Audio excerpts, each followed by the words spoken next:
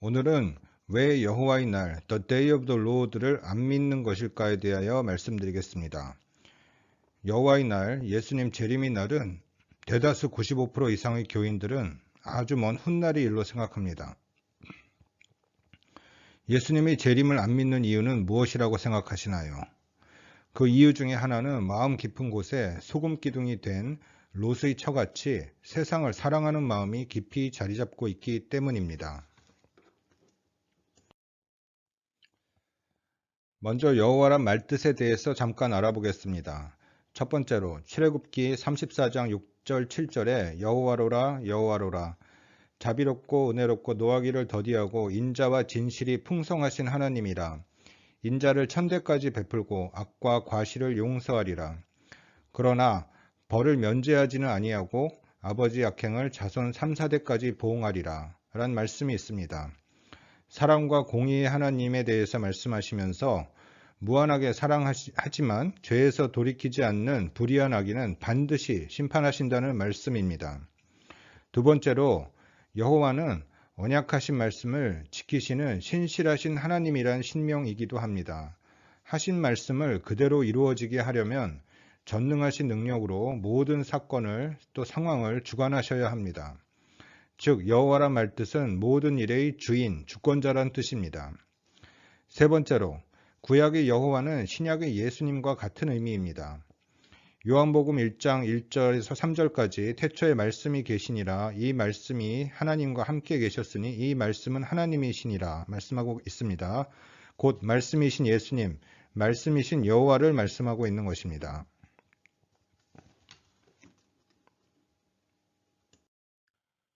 구약의 여호와의 날에 대해서 많이 언급한 선지서는 요엘서입니다. 한번 묵상해 보시기 바랍니다. 여호와의 날은 죄인에 대한 심판과 언약 안에 있는 의인을 구원시키는 날입니다. 여호와의 날이 임박했을 때 어떻게 맞이해야 하는지에 대한 원리, 패턴을 보여주고 있습니다.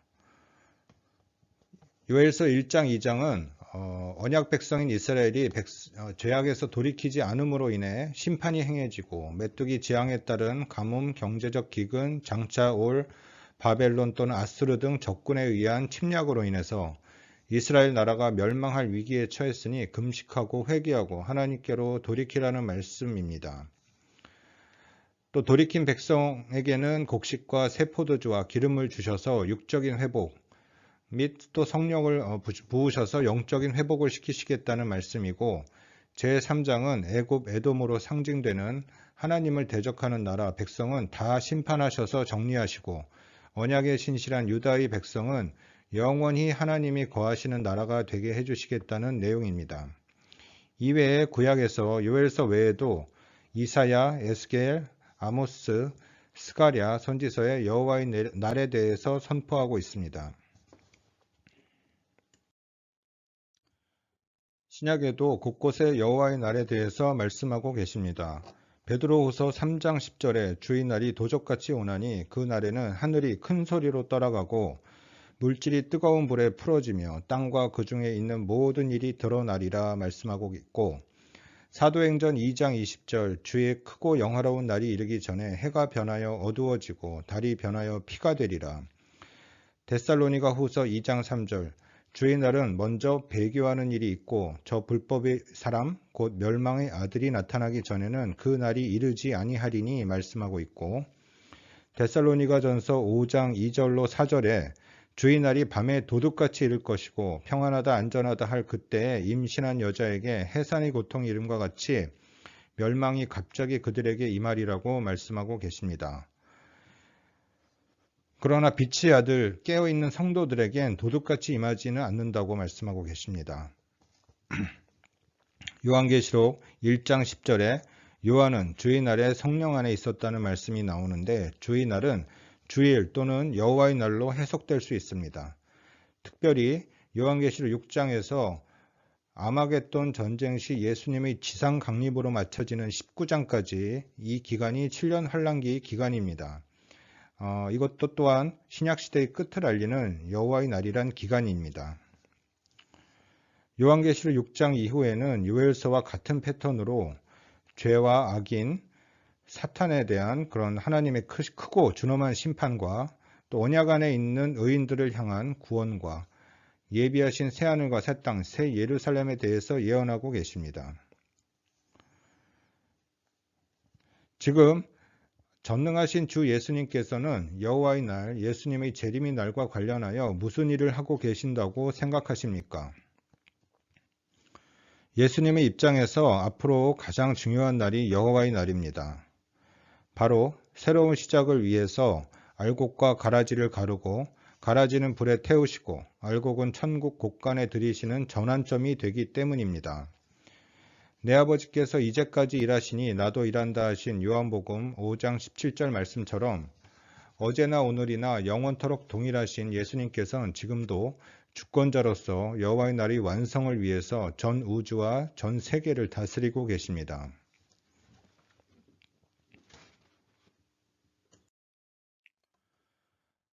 화산 폭발, 지진, 폭풍 등 자연재해나 국가 간의 관계, 분쟁, 전염병과 하얀 물약 사건 등 이로 인해 전 세계가 전체주의화 되어가는 이 상황을 예수님께서는 주관하고 계시며 특히 신실한 남은 자의 기도와 순종을 통해 마지막 들림받을 휴거 성도들의 준비와 남겨질 자들에 대한 구원을 위해서도 세밀하게 일하고 계시며 특히 아브라함의 언약 백성인 이스라엘이라는 나라를 둘러싼 상황에도 주도 면밀하게 일하고 계십니다.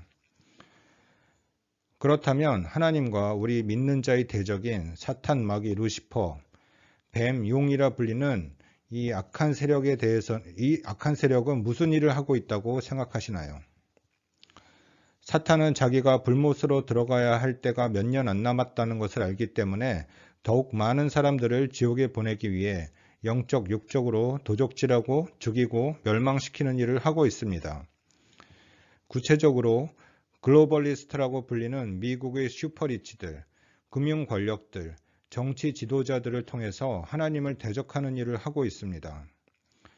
동성결혼, 낙태, 살인, 폭력, 음란, 물질, 우상숭배 등의 죄악으로 미국이란 나라 또 유럽 선진국들 및 중진국, 후진국들을 다 파괴시키고 있고 또 최근에 바이러스 사건 또한 치밀한 계획하에 중공이란 악한 마귀 나라를 이용해서 일으킨 후에 사람들을 격리하고 팔에 맞는 하얀 물약으로 국민들을 통제하고 인구를 감축시키기 위한 일을 하고 있습니다. 자신들이 통제에 반항하는 또 저항하는 집단, 교회는 없애려고 애쓰고 있습니다. 이 모든 움직임 뒤에는 눈에 보이지 않지만 엄연히 살아있어서 역사하고 활동하는 사탄 마귀 루시퍼가 있습니다.